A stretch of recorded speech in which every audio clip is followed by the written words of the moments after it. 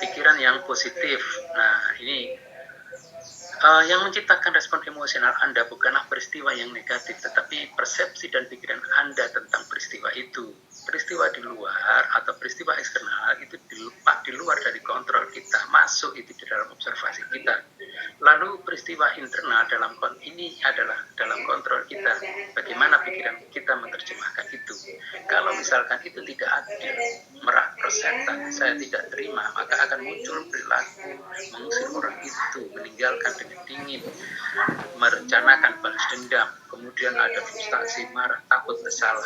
Nah, ini karena interpretasi yang kita tunjukkan pada suasana peristiwa eksternal itu. Lalu pikiran positif yaitu pikiran yang membuat arsip memori dalam akal. Di situ ada macam-macam, ada lemah, sukses, cemas, marah, sabar, malam, kemudian bahagia dan cinta, itu semua ada di dalam otak kita. Mengenang semua pengalaman yang menyenangkan, bicara pada diri sendiri tentang hal yang positif, lalu selalu yakin bahwa pandemi akan segera teratasi, menghindari pikiran negatif dan beberapa berita yang negatif, hoax, itu coba kita hindari. Nah, ini nanti akan mendominasi pikiran positif dalam pikiran kita, ini akan menjadi lebih bagus nantinya. Selanjutnya, latihan pikiran positif seperti teknik fokus pada 5 jari. Kemarin kita sudah lakukan, ibu jari diteletakkan pada telunjuk, jari tengah, jari manis, kemudian kelingking, dengan ada keberhasilan mengimajinasikan tempat yang nyaman dan seterusnya. Stop berpikir atau stop thinking.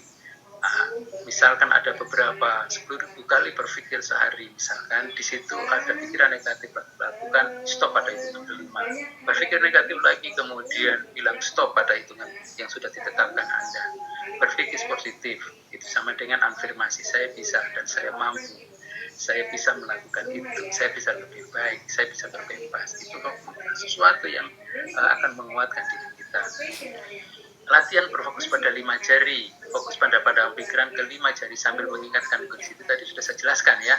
Tubuh yang segar, orang-orang yang memperhatikan dan peduli, pujian atau reinforcement, keberhasilan yang pernah dirasakan, tempat ibadah yang pernah dikunjungi, hal-hal yang menyenangkan.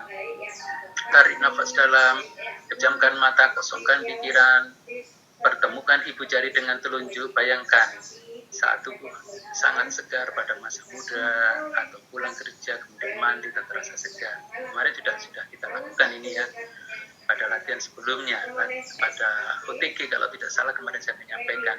Lalu pertemukan ibu jari dan jari tengah, tarik nafas dalam, pejamkan mata, kosongkan pikiran, pertemukan ibu jari dengan jari tengah. Bayangkan semua orang yang memperhatikan saudara dan peduli pada saudara, mereka sangat baik sekali. Kita merasa berada di orang-orang yang mencintai kita atau yang menyayangi kita, ini akan sangat nyaman sekali. Tarik nafas dalam pada latihan berikutnya, pejamkan mata, kosongkan pikiran, pertemukan ibu jari pada jari manis.